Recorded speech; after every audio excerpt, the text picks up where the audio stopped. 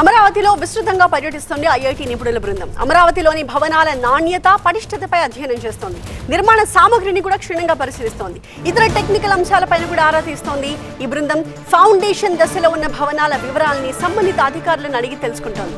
ఇక 2 రోజుల పర్యటనలో భాగంగా రేపు ఎమ్మెల్యే క్వార్టర్స్ తో పాటుగా మిగిలిపోయిన ప్రభుత్వ భవనాలను కూడా పరిశీలించి ప్రభుత్వానికి ఒక నివేదిక ఇస్తుంది.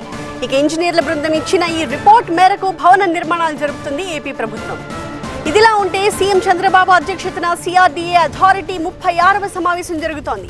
ఏపీలో ఎన్డీఏ ప్రభుత్వం అధికారంలోకి వచ్చిన తర్వాత మొదటిసారి సిఆర్డీఏ మీటింగ్ జరుగుతూ ఉండడం ప్రాధాన్యాన్ని సంతరించుకుంది.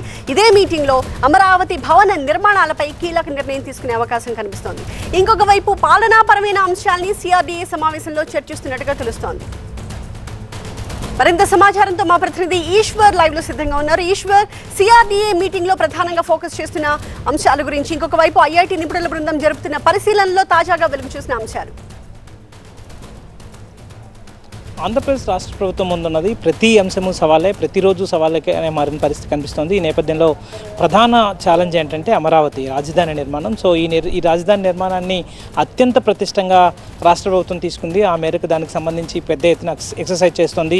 ఇప్పటివరకు గడిచిన 50 రోజులుగా కొత్త ప్రభుత్వం, కూటమి ప్రభుత్వం ఏర్పాటైన తర్వాత ఇప్పటివరకు టేకాఫ్ అవ్వడానికి సమయం తీసుకుంది. ఇక వాళ్ళ ముందున్న ప్రధాన కర్తవ్యం, ప్రధాన లక్ష్యం అమరావతిని టేకాఫ్ చేయడం, అమరావతిని వీలైనంత వేగంగా పట్టాలెక్కించే ప్రయత్నాన్ని చేయడం. సో ప్రస్తుతం అమరావతికి సంబంధించి 5 ఏళ్ల క్రితం ఆగిపోయిన పనులు ఎక్కడంటే అక్కడ ఆగిపోయాయి. ఇప్పుడు ఎక్కడి నుంచి స్టార్ట్ చేస్తే దాన్ని ముందుకు తీసుకెళ్లాలన్న ప్రయత్నం పెద్ద ఎత్తున సాగుతుంది. ముందుగా అడవిలా మారిన ఈ ప్రాంతాన్ని అందరినీ క్లియరెన్స్ చేయడానికి జంగిల్ క్లియరెన్స్కి నిన్ననే టెండర్ని ఖరారు చేసింది. దాదాపు 36 కోట్ల రూపాయలతో ఇటీవల కాలంలో మొలకెత్తిన కంప చెట్లను కొట్టించడానికి 36 కోట్ల రూపాయల టెండర్ని నిర్వహించింది. దానికి ఎన్సీసీ అనే సంస్థ ఈ టెండర్ని దక్కించుకుంది. రేపటి నుంచి జంగిల్ క్లియరెన్స్ అధికారికంగా ప్రారంభం కాబోతుంది. ఇప్పటి వరకు 5 ఏళ్లుగా ఏర్పాటైన ముళ్ళ కంచెని తొలగించే ప్రక్రియ రేపు ప్రారంభం కాబోతుంది. మరొకవైపు ఆ భవనాలను ఇప్పటివరకు ఏదైతే గతంలో ప్రారంభించి అప్పట్లో అస్తవ్యస్తంగా శిథిలావస్థకు చేరి అప్పటికే ఆగిపోయిన అసంపూర్తిగా ఉన్న భవనాల నిర్మాణాలకు సంబంధించి వాటిని ఎలా ముందుకు తీసుకెళ్లాలన్న దానిపైన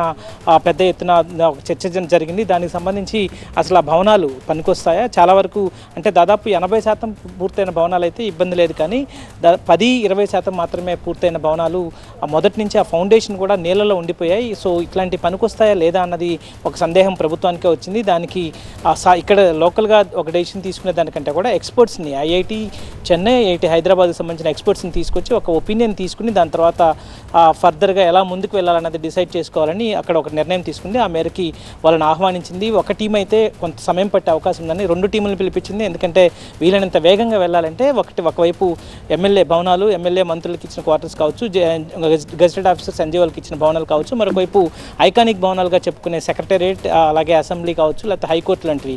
ఎందుకంటే అవి చాలా లండన్కి చెందిన ప్రఖ్యాత ఆర్కిటెక్ట్ నారిమన్ అండ్ వాళ్ళకి సంబంధించిన పోస్టర్స్ అనే ఒక ప్రపంచ ప్రఖ్యాత డిజైనర్ చేత డిజైన్ చేయించినవి. ఇవన్నీ ఆ డిజైన్ ప్రకారం స్ట్రక్చర్ని నియమించారు, కానీ ఆ స్ట్రక్చర్ స్టెబిలిటీ ఎంత ఉంది, ఆ స్ట్రక్చర్కి సంబంధించిన ఆ పటిష్టత ఎంత ఉంది అన్నది నిర్ధారించాల్సిన అవసరం ఉంది. ఎందుకంటే ఆ ఫౌండేషన్ తీసిన సమయంలో దాదాపు చాలా 100 మీటర్ల మేరకి ఫౌండేషన్ని లోపలికి తీయడం జరిగింది. దాంతో అక్కడ నీటి ఊట ఏర్పడి 5 సంవత్సరాలుగా నీటి ఊటలోనే ఆ ఫౌండేషన్ ఉండిపోయింది.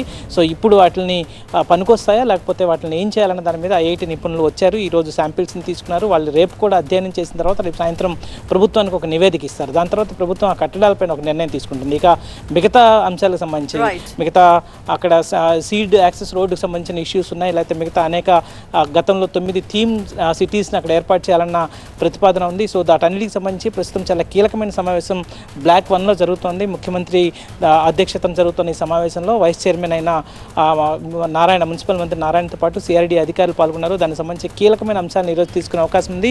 వివరాలన్నింటినీ 6 గంటలకి మీడియా కూడా బ్రీఫ్ చేసేదానికి మున్సిపల్ శాఖ మంత్రి నారాయణ వస్తారని కొద్దిసేపు క్రితమే అక్కడి నుంచి అధికారికంగా సమాచారం కూడా వచ్చింది. సో చాలా కీలకమైన నిర్ణయాలు ఈరోజు రాబోతున్నాయి.